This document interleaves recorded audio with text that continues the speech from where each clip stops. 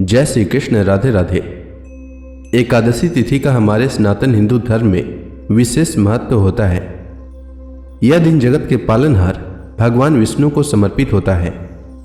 इस दिन भगवान विष्णु की पूजा करने, व्रत रखने तथा एकादशी व्रत कथा का श्रवण करने से जीवन में आने वाली सभी प्रकार की विपत्तियों और संकटों का नाश होता है और हर मनोकामना पूर्ण होती है। साथ ही अनजाने में हुई पाप कर्मों से भी छुटकारा मिलता है।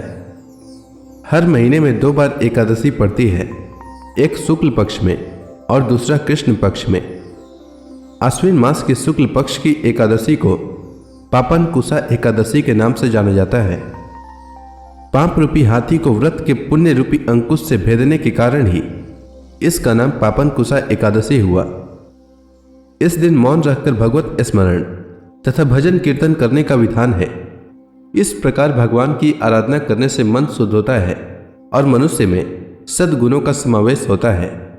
धार्मिक मान्यताओं के अनुसार इस एकादशी का व्रत करने से मनुष्य को कठिन तपस्या के बराबर पुण्य मिलता है।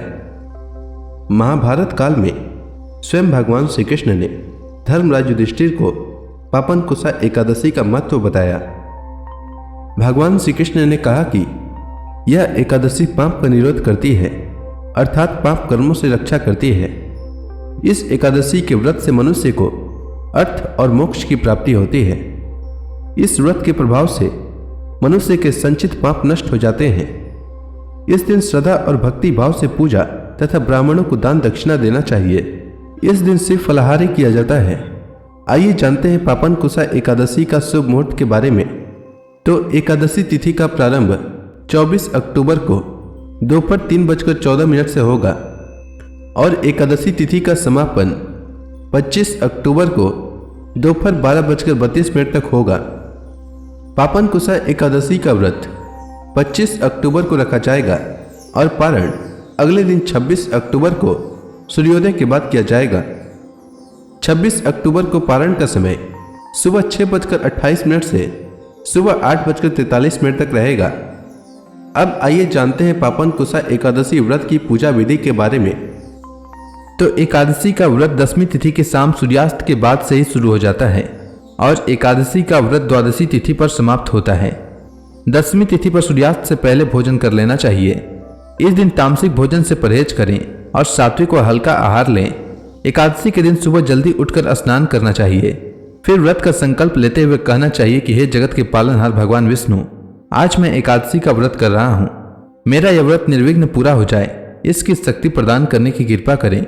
इसके बाद भगवान विष्णु के समक्ष दीप प्रज्वलित करें, गंगा जल से उनका अभिषेक करें, उन्हें तुलसी दल अर्पित करें, आरती करें और फल का भोग लगाएं।